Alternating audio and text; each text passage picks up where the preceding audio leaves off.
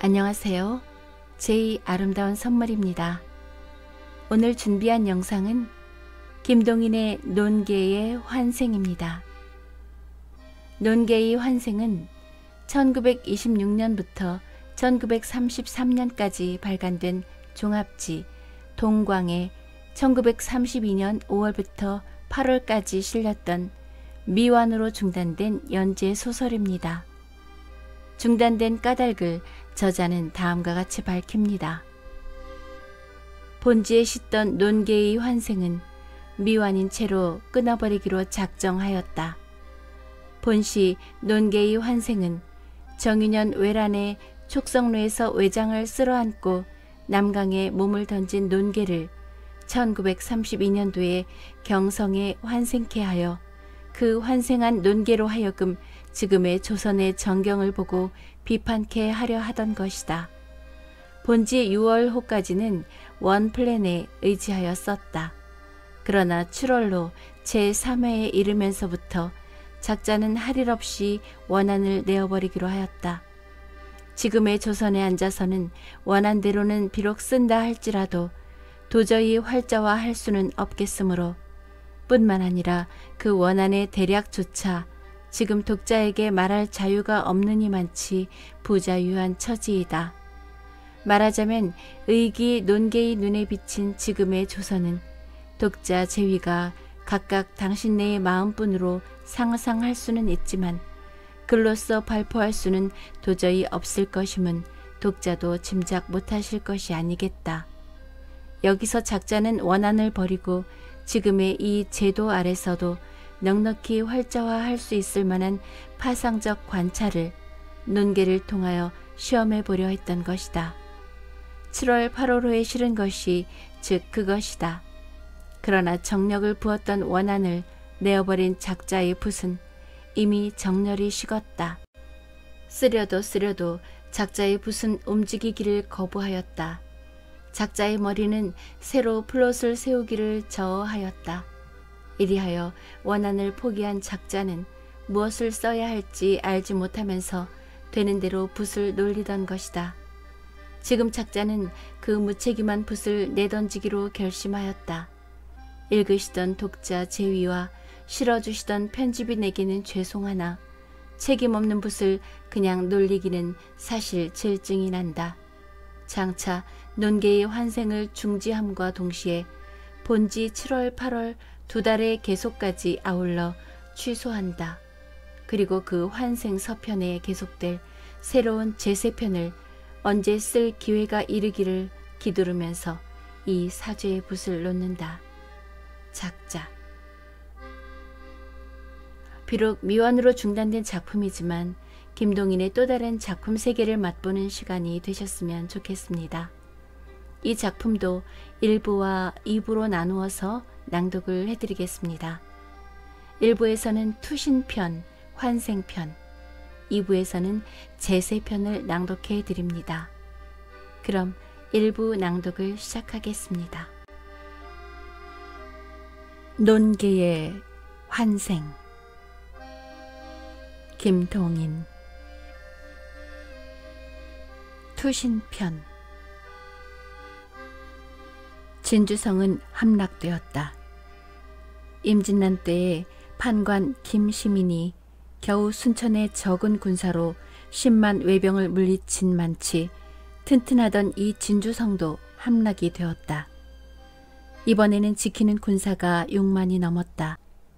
목사 서원례와 창의사 김천일이 6만의 군사를 거느리고 외병이 오기를 기다리고 있었다. 그리고 그들은 마음 놓고 있었다. 이전에 수천의 약졸로도 능히 10만의 적병을 물리쳤거늘 하물며 이번에는 그때보다 수십 곱이 되는 군사가 아니냐. 이 군사로 적병을 못 물리칠 까닭이 없다. 넉넉한 군사, 넉넉한 양식, 어디로 보든지 진주 성뿐은 함락될 듯 싶지 않았다. 진주 목사 서원례의 애첩 논개가 대담히도 군중의 주둥이를 디밀 때에 모든 장사들은 요망한 계집에 참람된 말이라고 당장에 배려하였다. 전에는 군사가 적었으므로 군사는 장수를 알고 장수는 군사를 사랑해서 능히 수천의 군사로도 10만 대군을 물리쳤거니와 지금은 그때와는 다르옵니다. 장수의 한마디의 호령이 전군에 퍼질 그때와 지금과를 같이 생각해서는 안 되옵니다. 6만의 군사는 지금 누가 자기네의 장인지를 모르고 장수는 또한 어느 것이 자기의 부하인지 모르는 통일 없는 이 군사로서 정예한 외병을 막으려는 것은 당치 않은 말씀이외다. 화류계에 자라난 무식한 계집에 무엇을 알릴까만 통일 안 된 군신부는 넉넉히 볼 수가 있습니다. 명랑한 눈을 저품없이 치뜨고 모여 앉은 장성들을 둘러보며 이렇게 말하는 논개의 어조에는 능히 꺾기 어려운 열성이 있었다. 그러나 마음이 교하게 된 장성들의 귀에 이러한 소소한 계집의 말이 들어갈 리가 만무하였다. 창의사 김천일이 논개의 당돌한 반대를 제일 괘씸하게 보았다. 그리고 당장에 군사를 시키어서 논개를 내어다가 배려하였다. 진주목 서월예의 애첩이라는 명색만 없었던들 논개는 거기서 원통한 죽음을 할 뻔하였다. 서월예의 애첩이라는 명색이 있었기에 다른 장수들이 새에 나서서 김천일의 노염을 말려서 겨우 죽음을 면하게 되었다. 그리고 그 대신 논개를 진주성 밖으로 내어 쫓기로 하였다. 논개는 진주성에서 쫓겨났다. 쫓겨날 때 논개는 마지막으로 한번 다시 자기의 남편, 자기를 극진히 사랑해주던 서월예에게 눈을 던졌다. 마지막 작별이외다. 다시 살 길이 없는 이 성 안에 상공을 그냥 두고 떠나는 소첩의 마음은 오죽하리이까. 다만 용감히 싸우소서. 싸우고 또 싸워서 나라를 위해서 목숨을 바치소서. 소첩도 또한 나라를 위해서는 결코 목숨을 아끼지 않으리다. 나라를 위해서 바친 2개의 혼이 가까운 장래에 저승에서 다시 만날 기약을 즐기면서 소첩은 떠납니다. 눈물 어린 눈으로써 서울예를 바라보면서 논개는 자기가 나고 자라고 자기의 부모 조상이 나고 자란 진주성을 뒤로 성문 밖으로 나섰다. 외병은 이르렀다. 싸움은 시작되었다. 그러나 그 결과는 논개가 예단한 바와 마찬가지였다. 통일 없는 군사는 제각기 제멋대로 놀았다. 어느 것이 자기의 군사인지 모르는 장수들은 제각기 함부로 호령을 하였다.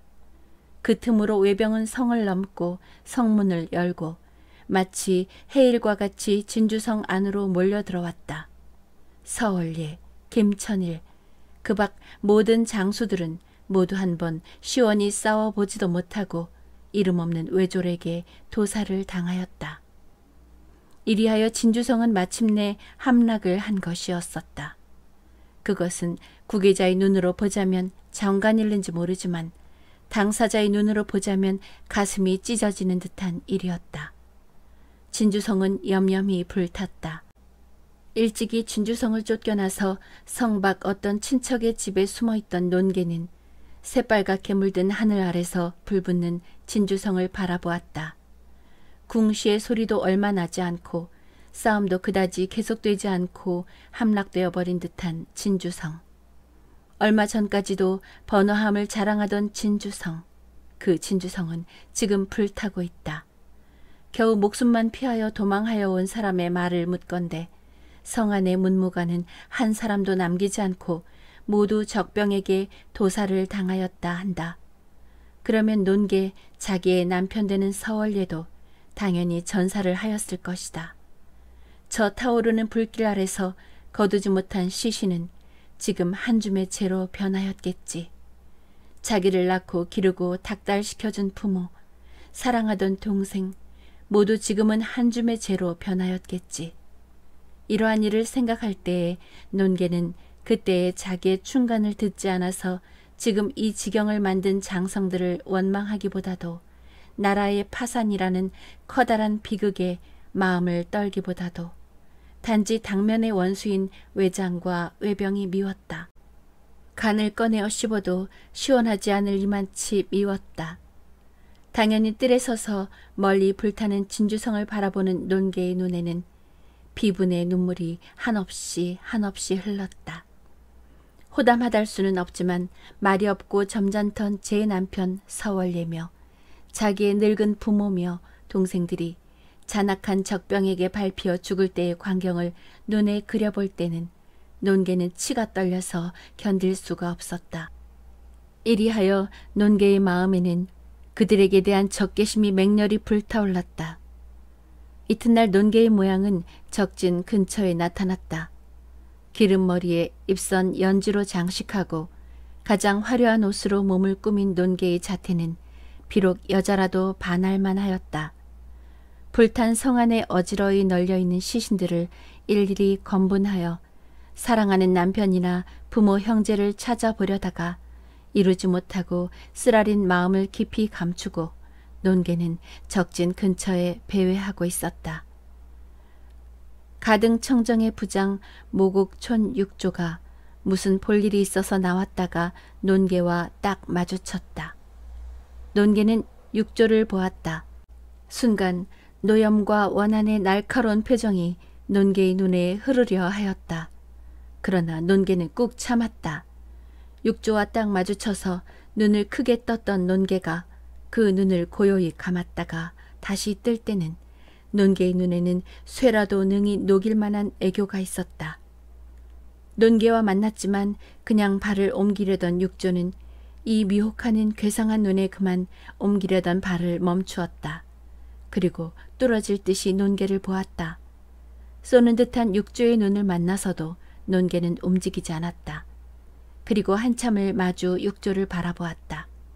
마지막 일별을 그의 가슴으로 발까지 천천히 옮긴 뒤에 머리를 다소곳이 숙이며 그곳서 발을 때려 하였다. 그러나 논개가 몸을 돌이키기 전에 육조가 논개를 불렀다. 일본 말이라 무슨 뜻인지는 분명히 알 수 없으되 부르는 소리는 분명하였다. 논개는 돌이키려던 몸을 도로 육조에게 향하였다. 논개의 알아듣지 못할 말이 다시 육조의 입에서 나왔다. 논개는 미소하였다. 그리고 모르겠다는 뜻으로 머리를 가로저었다. 육조는 허리를 만졌다. 허리에서 야다떼, 붓, 벼루를 갖춘 휴대용 필기구를 꺼내었다. 가슴에서 종이를 꺼내었다. 그리고 논개에게 가까이 왔다. 내 이름은? 육조는 한문 글자로 종이에 이렇게 썼다. 논개는 종이와 붓을 받았다. 진주, 관기, 논개. 이리하여 필담은 시작되었다. 나이는? 15 이상, 25 이하. 장군의 마음대로 생각하시오. 나를 누구로 생각하느냐? 누구신지는 모르지만 외국 명장으로 생각하오. 어째서? 명장의 기품이 나타나 보이오. 내 진으로 잠시 들어가실까? 진중은 여자의 들어갈 곳이 아닌 줄 아오. 너의 집으로 갈까? 우리 집에는 왜군을 원수로 하는 양친이 계시오. 그럼 어디서 좀 이야기할 기회가 없을까? 내일 7월 20일 족성루에서 연회가 있는데 그날 와서 연회의 흥이라도 도와주겠느냐? 논개는 육조의 얼굴을 쳐다보았다. 나아오려 하는 독한 눈질을 억지로 감추고 흐르는 애교로서 육조의 얼굴을 바라보는 논개의 마음은 찢어지는 듯 하였다. 한참을 육조의 얼굴을 바라보던 논개는 가겠다는 뜻으로 머리를 가볍게 숙이었다. 그런 뒤에 육조와 작별을 하였다. 육조와 작별하고 돌아보고 하였다. 육조는 그 자리에 못 박힌 듯이 뻣뻣이 서서 가는 논개를 바래주고 있었다. 이리하여 논개와 육조는 초대면을 하였다. 신슈! 이것은 진주라는 뜻이 분명하였다. 촉성루의 전승 축하연. 술은 어지간히 돌았다. 일본 장수의 입에서는 연하여 신슈라는 말이 나왔다. 그리고는 지금도 타오르느라고 검은 연기를 하늘로 뿜는 진주성을 가리키고는 유쾌한 듯이 웃고 하였다. 논개. 네? 고문고. 논개야, 검은고를 뜯어라 하는 말이었다. 무를 자랑하는 장수들의 몸에서는 땀내가 났다. 기생들의 몸에서 나는 향내는 그 땀내를 더욱 역하게 하였다. 술래도 꽤 났다. 여름날 낮이었다. 아래로 흐르는 장강의 물소리가 찰락찰락 들리었다. 반사광은 촉성로 위에까지 반짝였다. 그 가운데서 두 줄을 자랑하는 장수들이 덤비어대었다. 한풀 죽은 관기들은 몸과 마음을 떨면서 술붓기 노래하기에 여념이 없었다. 다만 논개뿐은 흐르는 애교로서 장수들을 대접하고 있었다. 논개 술이 먹어라. 논개는 사양하지 않고 받아먹었다. 논개 노래해라. 논개는 서슴지 않고 노래를 불렀다. 논개 춤이 춰라. 논개는 주저하지 않고 춤을 추었다. 그 가운데서도 어제 잠시 진 밖에서 본 때문에 논개에게 잔뜩 반한 육조는 잠시를 논개의 곁을 떠나지를 않았다. 우리 논개, 우리 논개. 진중에서 한 번 마음껏 몸도 못 씻은 때문에 덜미고 또 덜민 구렛나루의 얼굴을 논개에 가까이 갔다가 대고는 무엇이라 알지 못할 소리로 얼리고 하였다. 확확 땀내와 구릿내가 코로 몰려 들어오는 것을 미소로써 받아 넘기기는 과연 힘들었다. 그러나 논개는 그것을 모두 참았다. 그리고 기회만 엿보고 있었다. 가슴에는 비수가 있었다. 독약도 준비하였다. 어느 것 한 가지를 쓸 기회가 이르기만 기다리며 모든 자기의 감정과 표정을 죽이고 있었다. 그러나 어려서부터 무로써 아직껏 닥달한 일본 장수의 몸에는 틈이 없었다. 조금만 행동이라도 할 기회가 없었다. 어떤 때 어떤 무장이 논개의 앞에 와 앉았다. 등은 논개에게 향하여졌다. 논개는 사면을 살피어 보았다. 모두 술에 정신이 빼앗기어서 이 편은 주의하는 사람도 없었다. 논개의 눈은 날카로워졌다. 논개는 가슴을 두드렸다. 그리고 저고리 자락 안에 있는 칼의 자루를 잡으려 하였다. 그러나 논개의 이상한 숨소리에 일본 장수는 휙 돌아앉았다. 뚫어져라 하고 논개의 얼굴을 보는 그 장수의 눈을 웃음으로 속이기는 논개도 힘들었다. 억지로 웃음을 좀 흘려보고는 그래도 제 얼굴에서 떠나지 않는 그 장수에게 향하여 애교의 손짓을 한 번 한 뒤에 왜 이리 보세요. 그럼 난 저리로 갈 테야. 하고는 그 자리를 피하였다. 그 자리를 떠난 논개는 층계를 내려서 촉성로 아래로 내려왔다.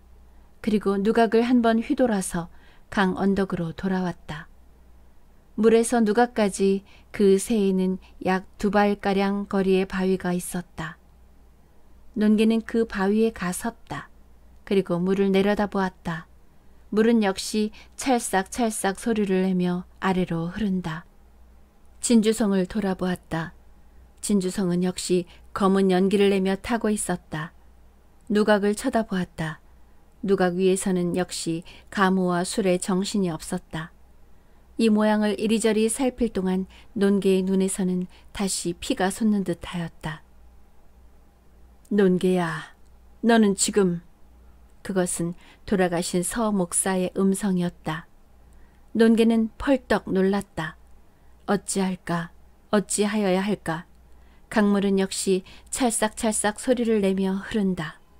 진주성은 역시 지금도 타고 있다. 논개는 천천히 누각을 향하여 돌아섰다. 논개! 쳐다보니 육조가 난간에 나와 섰다. 나아오려는 눈물을 다시 걷고 논개는 빙긋이 웃었다. 육조는 누각에서 내려다보았다. 논개는 누각 위에 육조를 쳐다보았다. 흐르는 애교는 다시 논개의 얼굴을 장식하였다. 누각의 위와 누각의 아래 두 사람의 눈은 한참을 서로 마주 보고 있었다. 육조가 손을 흔들었다. 그리고 논개를 올라오라고 손짓을 하였다. 그러나 논개는 머리를 가로저었다. 그런 뒤에 육조를 내려오라고 손짓을 하였다. 육조는 손가락으로 아래를 가리켰다. 논개는 머리를 끄덕였다. 여기가 조용하외다. 논개의 눈은 이렇게 말하였다. 육조의 모양이 난간에서 사라졌다. 비틀거리는 발소리가 저편에서 났다. 발소리는 가까이 왔다. 그러나 논개는 모르는 듯이 가만 서 있었다. 지금 그의 마음은 극도로 흥분되었다. 어떤 재간으로든지 지금 이 흥분된 감정을 안면에 안이 나타내기는 힘들었다. 머리를 푹 수그린 채 논개는 마치 꽂아 세운 듯이 그곳에 서 있었다. 논개. 육조의 목소리가 논개의 곧 뒤에서 났다. 커다란 손이 논개의 두 눈을 덮었다. 구렛나루에 더러운 얼굴이 차차 접근되는 것도 짐작되었다. 논개는 획 돌아섰다.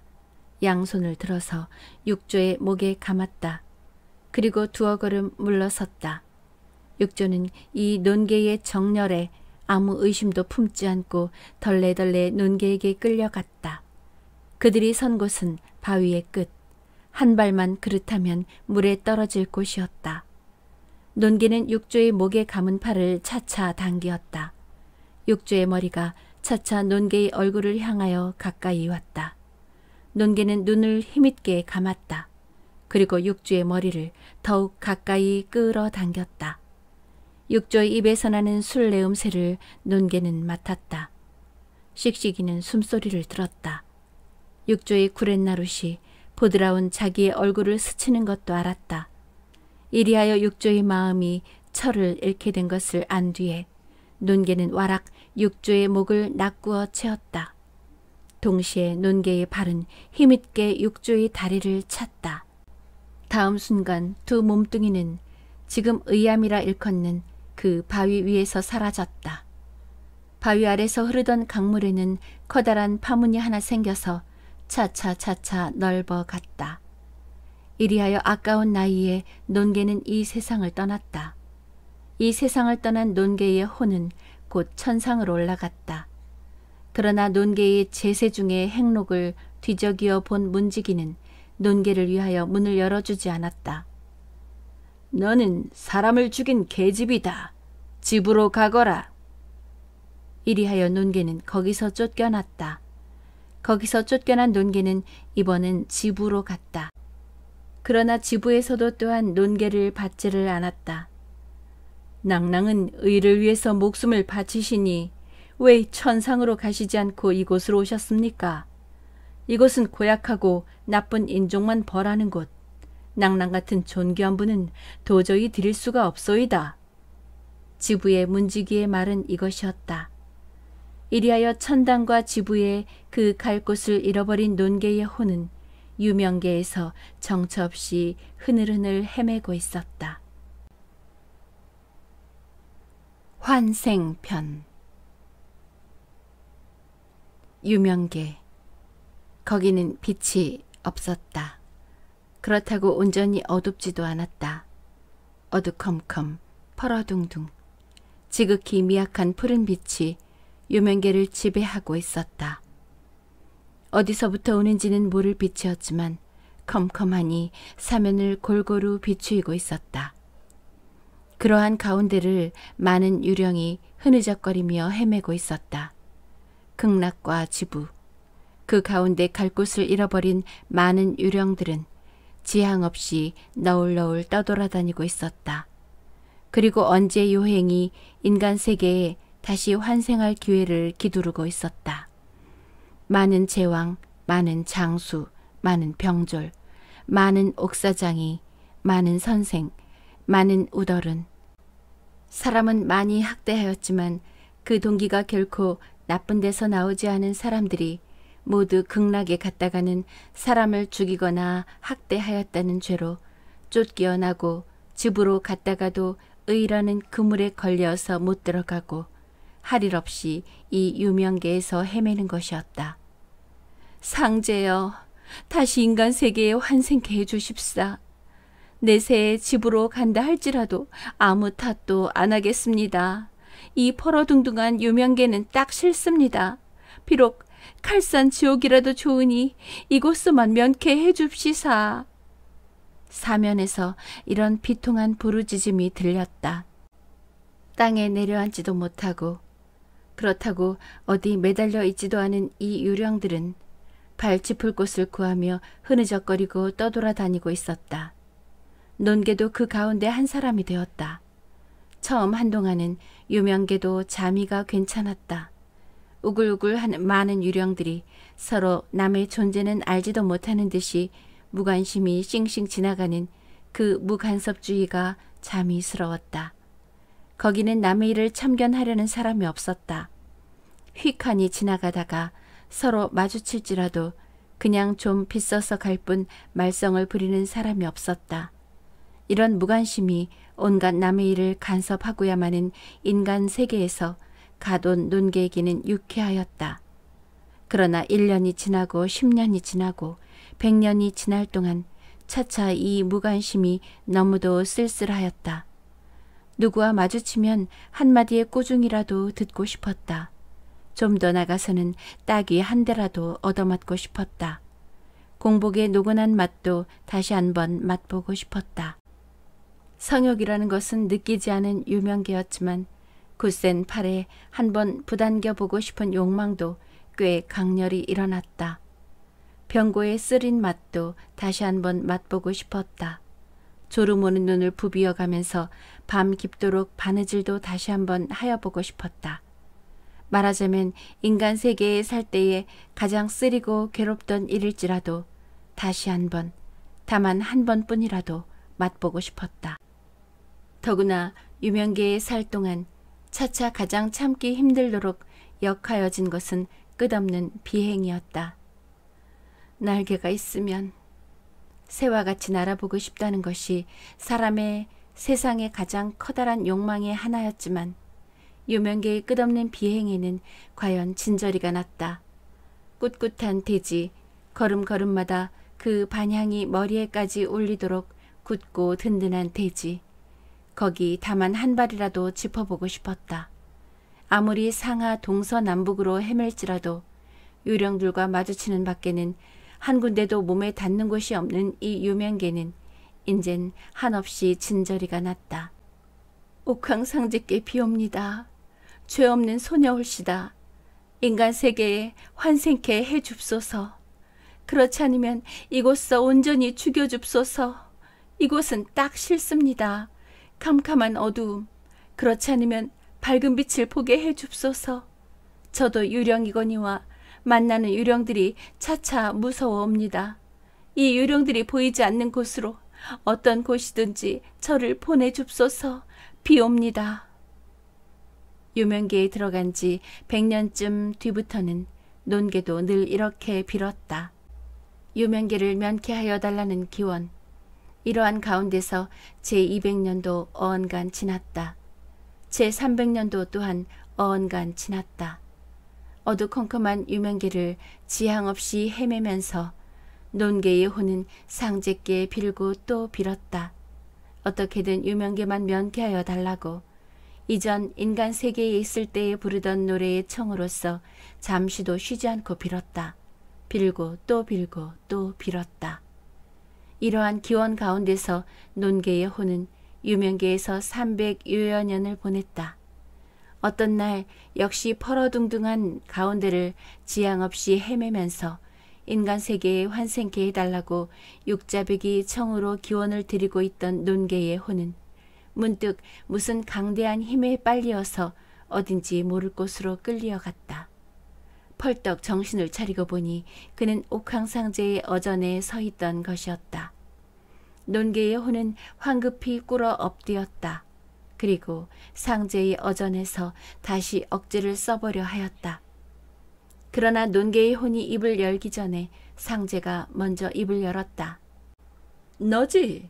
만날 야 모양 인간 세계에 환생케 해달라고 조르는 계집애는. 네, 저올시다. 저는 정인년 외란. 일장에 설명을 하려고 차부를 댈 때에 상제가 눈을 부릅뜨며 논개의 말을 막았다. 시끄러워. 여러 말 말어. 이 즈음 내 소리에 귀가 아파서 못 견디겠다. 밤에 잠도. 네, 제가 너무도. 입을 봉해라. 그렇게 환생하고 싶으면 왜 죽었느냐 말이다. 계집이란 참. 그것이 알겠습니다. 그것 시끄럽대도 그냥. 이보 태백성. 상제는 오른편에 있는 태백성을 돌아보았다. 이 계집애를 인간 세계에다 내다 버리라고 좀 그래주. 만날 양양 조르는 소리에 귀찮아 못 견디겠소. 이리하여 정인년의 촉성로에서 남강에 몸을 던진 이래 300여여 년을 유명계에서 헤매던 논계는 다시 20세기의 조선 땅에 환생하게 되었다. 태백성에게 끌려가서 논계는 일장의 훈화를 들었다. 조야한 옥황상제와 달리 태백성은 저기 온화하였다. 그는 늙은 머리를 연하여 끄덕이며 논계에게 향하여 여러 가지의 훈화를 하였다. 내가 유명계에 300여 년을 있을 동안 인간 세계도 퍽 변했을 줄 짐작은 하겠지? 네, 제가 살아있는 10년간에도 형언할 수 없도록 변했으니까요. 그럴 테지. 상투가 없어졌다. 논계는 놀랐다. 네? 그럼 따 느리었습니까? 아니, 깎았다. 중같이?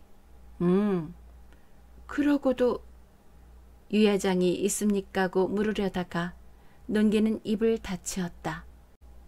탄건 뒤에서 커다란 상투가 춤을 추던 당년의 유야장들을 생각할 때에 중같이 머리를 반반이 깎은 지금의 유야장은 살 풍경키가 짝이 없을 것 같이 생각되었다.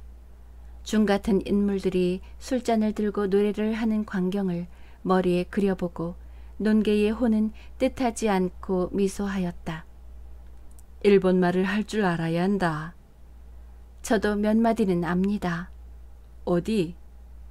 진주는 신슈, 또 검은 거는 고문고, 술은 슈리, 먹어라는 모고라, 다 비슷비슷합디다. 이번에는 태백성이 놀랐다. 너 일본말은 언제 배웠느냐? 촉성로에서 뵀습니다. 일본 노래도 할 줄 알아야 한다. 그것도 한마디는 합니다. 어디? 벤세이, 슈꾸슈꾸, 요루 가와오, 왓다루. 그것 한마디뿐이냐? 네. 사케와 나미다까는 모르지? 네? 사키마 뭐예요? 와타시노 코코로와 호가라까요 또 모르지? 네? 뭐요? 그럴 게야. 한동안은 땀을 빼리라 좌우간. 논계의 혼이 이제 갈 곳은 어떤 기생의 시체였다.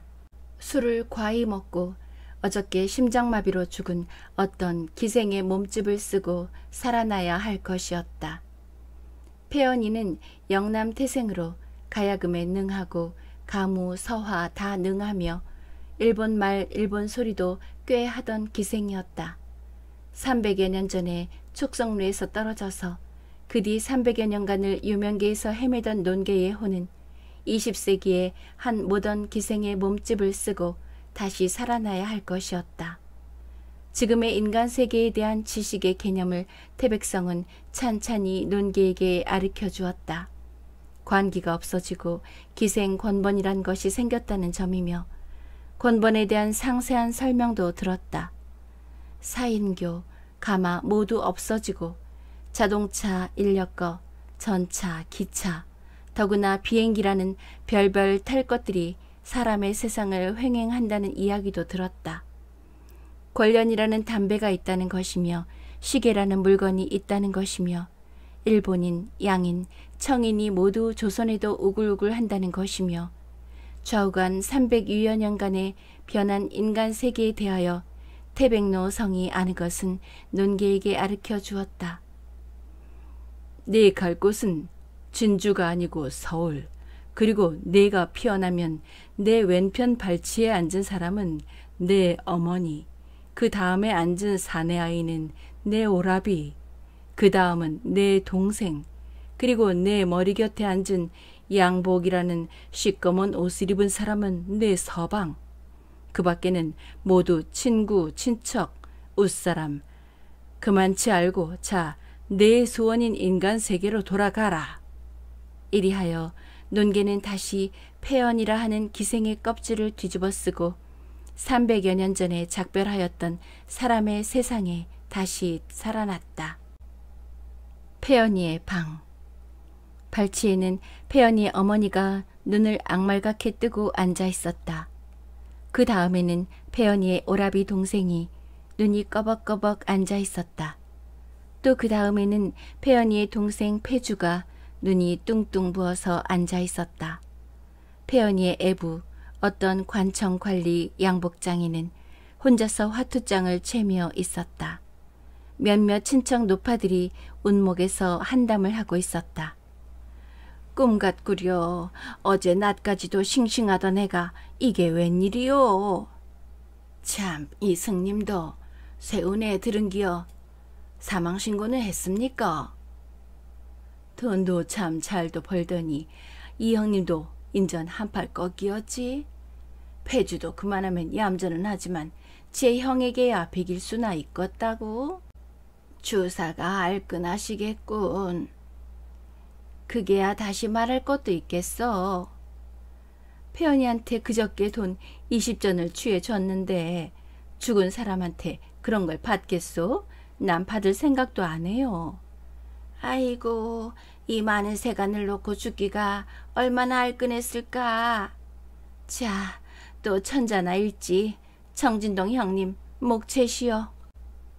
폐연이의 죽음을 앞에 놓고 묻 노파들은 순서 없이 짓거리고 있었다. 화투장을 채는 소리가 들렸다. 주머니를 뒤적이어 동전을 꺼내는 소리도 들렸다. 약이다, 오광이다, 홍단이다, 2전이다, 13전이다, 욱적 짓거리고들 있었다. 그때였다. 아직껏 뚱뚱 부은 눈으로 제 언니의 죽음만 바라보고 있던 폐주가 갑자기 괴상한 부르짖음을 내었다. 그리고 단걸음으로 뛰어서 노파들의 화투하는 복판 가운데 펄썩 주저앉았다. 화투와 투전으로 왁작하던 방안은 갑자기 조용하여졌다. 화투목, 동전잎을 모두 손빨리 무릎 아래로 몰아넣었다. 그런 뒤에는 앉았던 방향을 모두 고치었다. 폐주의 부르짖음을 경관의 임검으로 오해한 그들은 자기네가 화투를 하고 있던 그 형적을 감추고자 한 것이었다. 그러나 폐주의 부르짖음은 멎지 않았다. 갔다가나 커다란 눈을 더 크게 눈알이 쏟아질 듯이 뜨고 그냥 밑구녕으로 담을 뚫으며 손가락으로 아랫목을 가리키며 부르짖음을 계속하고 있었다. 노파들은 폐주의 손가락을 따라서 아랫목을 바라보았다. 동시에 그들의 머리칼은 모두 뻣뻣이 일어섰다. 나무 아미타불, 나무 아미타불. 연부를 외는 노파도 있었다. 아랫목, 아직 입관치 않은 폐연의 몸을 덮어두었던 이불의 한편 모퉁이가 조금씩 들먹거렸다. 손이 놓였음직한데, 무릎이 놓였음직한데가 조금씩 움직였다. 머리가 있음직한 데는 한번 커다랗게 들썩하였다. 아! 도로아미타불! 방 안의 사람들은 어느덧 자기네도 모르는 틈에 모두 운목에 모였다. 모두들 운목 담벽에 딱 붙었다. 그러고도 부족하여 밑으로는 벽을 더 뚫었다. 이러한 가운데서 시체를 덮은 이불은 더 급히 더 크게 움직였다. 하얀 뱅어와 같은 손가락이 이불 밖으로 조금 나왔다. 그 손가락은 잠시 이불 밖에서 쥐었다 폈다 하다가 이불자락을 잡았다. 그리고 한번 기지개를 하듯이 펴면서 이불을 약간 벗기었다. 동시에 검은 머리털과 하얀 이마의 일부분까지 이불 밖으로 나왔다. 세상이 꺼질 듯한 기다란 숨소리도 한마디 들렸다. 폐연이는 다시 살아났다. 심장마비로 죽은 지 10시간 만에 그는 다시 죽음에서 살아났다. 처음에는 다만 끝없는 공포로서 폐연이의 이불의 움직임을 바라보고 있던 친척이며 이웃 노파들이 겨우 정신을 수습하고 불을 뗀다, 몸을 주무른다, 의사를 부른다 하는 동안 폐연이는 온전히 살아났다. 달려온 의사는 폐연이의 손목을 잡을 뿐 눈이 퀭하니 맥 볼 것도 있고 이 기적을 바라보고 있었다. 10시간 전에는 폐연이는 분명히 죽었다. 자기가 쓴 사망 진단서는 한 푼의 애누리도 없는 것으로서 폐연이는 분명히 심장마비로 죽었던 것이었다. 그렇거늘 지금 폐연이는 다시 살아났다. 의학상 아무 점으로 보아도 지금의 폐연이를 시신으로 볼 수가 없다. 여기 의학을 무시하는 가장 기괴한 이적이 실현된 것이었다. 맥을 보느라고 폐연이의 손목은 잡았지만 이 기괴한 일 때문에 얼이 빠진 의사는 맥은 해지도 않고 퀭하니 폐연이의 얼굴만 바라보고 있었다. 가사. 의사는 마침내 이런 단안을 내렸다. 이런 단안 이외에는 내릴 도리가 없었다. 아까의 죽음은 진정한 죽음이 아니요 가사 상태였으며 지금 그 가사 상태에서 원상에 다시 회복된 것이라 의사는 이렇게 단정하였다.